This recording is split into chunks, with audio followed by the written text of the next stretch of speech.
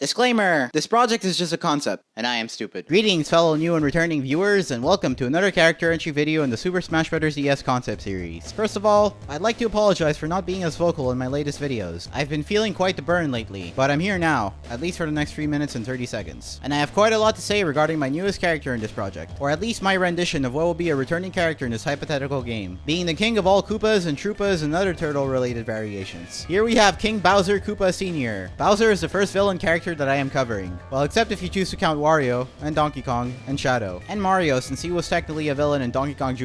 You know what? Forget what I said. Everyone's a villain in someone's eyes. Innocence is but a prospect. Heck, even I'm hated by the film community. But that's because I'm firm on my stance that Die Hard is neither a Christmas movie or a regular movie. And that it is in fact a documentary, because it takes place in an office building. And that is my logic. What were we talking about? Ah yes, turtles. Bowser is a heavyweight character, and quite the menacing one. He made his first appearance back in 1985, as the main antagonist in Super Mario Bros. On the Nintendo Entertainment System. You know, that game that I'm sure that no one's practically heard of? I mean, I certainly played it. In fact, when I was a kid, I used to love jumping and stomping on Goombas and Koopas and those other green things. Since falling feet first into lava for the first time, Bowser has remained as the main antagonist of the Super Mario franchise, and occasionally even as a hero and ally, beginning with Super Mario RPG. Deep down, he's not all that bad, and he's even a good father, going as far to protect his son by using the Nintendo Switch Parental Controls app to block inappropriate content. That means no playing Conker's Bad Fur Day on his watch. I mean, it's not even on the Switch to begin with, but you know. He has several goals in life, notably which involve kidnapping Peach again and again and again. And that makes us his prisoners, since we pay for those games, because they're fun. Let's talk about technicalities and design while we're at it. My version of Bowser, as you've probably noticed, lacks a second pair of handcuffs on his arms. Why have I stripped him of these assets, you might be yelling? Well, it came down to the try count, which unless you're unaware, I've set a 626 try limit for myself when it comes to the model of each character. Adhering to this number was especially difficult when it came to Bowser. He just has too much going on, so I had to get rid of them, technically making him half naked. But it's okay, Bowser's not shy. I also wanted to stick to the more menacing look that he has in Melee and Brawl, with a more bulky and muscular armature, and reclining more to make up for the extra weight by his shell as opposed to standing upright. As a child, and ever since I first played Super Mario 64, I was genuinely terrified of this guy. His extra size and demeanor in that game only added on to that sense of paranoia. I think that type of fear can be good in a way. Not that making kids afraid should be the goal of a character design. There's a little gray area that I believe to be a good target to aim for, that doesn't result in making children cry. If you look back at many classic Disney villains, like Ursula, Maleficent, and Scar, you'll get a sense of that menacing quality that adds a lot to their appeal. In a way, scaring is sharing. Let's talk about gameplay. This version of Bowser will be the second Smash iteration in this alternate timeline, following the one in Melee. As such, he would operate in a very similar way. He'd be the heaviest character, slow but powerful, with the ability to easily one-punch other fighters off the stage. Regarding his moveset, it remains almost the same, all except for one small game-changing addition that I found would fit him nicely in this 2005 iteration. Bowser's Fire Breath would work in two ways. The first one, as you're all familiar with, is as a flamethrower, where he stands firmly idle and burns his enemies to a crisp at a close range. This would be done by holding the B button. However, quickly tapping the B button would allow Bowser to shoot fireballs as he does in the 2D games. Why do I believe this to be fitting in a hypothetical game? One, because it's cool, or hot, since you know it's fire, but also as homage, and also because it's something I'd like for him to have in a future Smash entry. And that is all I have to say about Bowser today. As usual, thank you all so much for sticking around to the end. Though I've been feeling a bit slow, my content has been releasing at a steady pace, but given the fact that I'll be commencing yet another semester at my university very soon, I'll probably be forced to slow down for my own sanity. Despite the scary future, I am still devoted to building this channel for many years to come. Speaking of which, I finally decided to start a Patreon like I've been wanting to for the longest time. There's only one tier at the moment, and it's mainly there to give people the option to support me as a content creator. Of course, I cannot reiterate the fact that this is purely optional. Your support just by watching my videos already means the world to me, and I'm happy to do these videos anyway. Sometime in the future, I would like to do a stream where I discuss my future plans for this channel, and talk to my viewers directly, so look out for that future post. In the meantime, look forward to more videos, and I'll see you all in the next one. Bye bye!